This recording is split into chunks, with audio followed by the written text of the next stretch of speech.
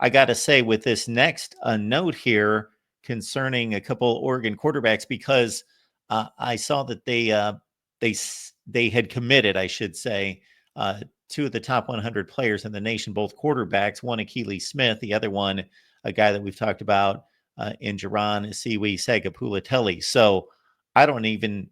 I was in the process of trying to guess which one we're talking about here.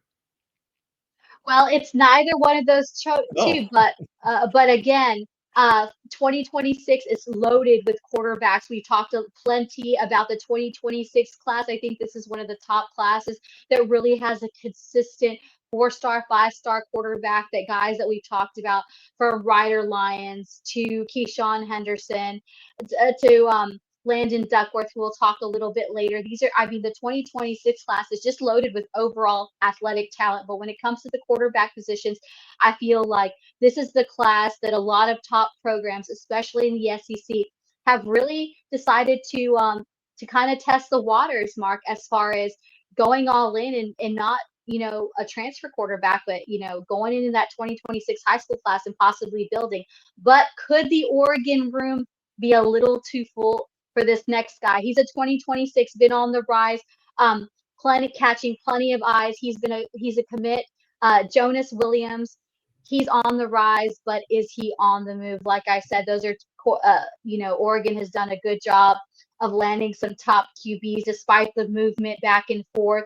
And is this getting a little too close for comfort? Lincoln Way East quarterback Jonas Williams, he's really drawn a lot of attention. Of course, Ole Miss has been in the mix. Lane Kiffin is really pushing. This is a kid that Lane Kiffin is really hoping to bring down his way, putting in an offer, making a personal visit. But again, I don't know if Lane Kiffin's going to win this battle, and it might be okay because he's got a couple other quarterbacks on his eye. But again, no different on Saturday. He continued to impress down in NOLA with his arm, with his ability. Maybe not getting the most reps, but again, definitely showing why he's become an elite quarterback and a blue chip. But again, but prior to his commitment to Oregon, LSU was the one who had to bow down gracefully, and they lost Williams' commitment. But they are going to be one to watch. Like I said, despite him being committed, a school that really wants a kid, they never really stop recruiting you. And LSU is one of those schools that, despite Jonas Williams being committed to Oregon, they still continue to recruit him. So look for LSU to continue to build. It appears that they are really still in the high graces and still in constant contact with Williams, hoping that they can kind of sway him.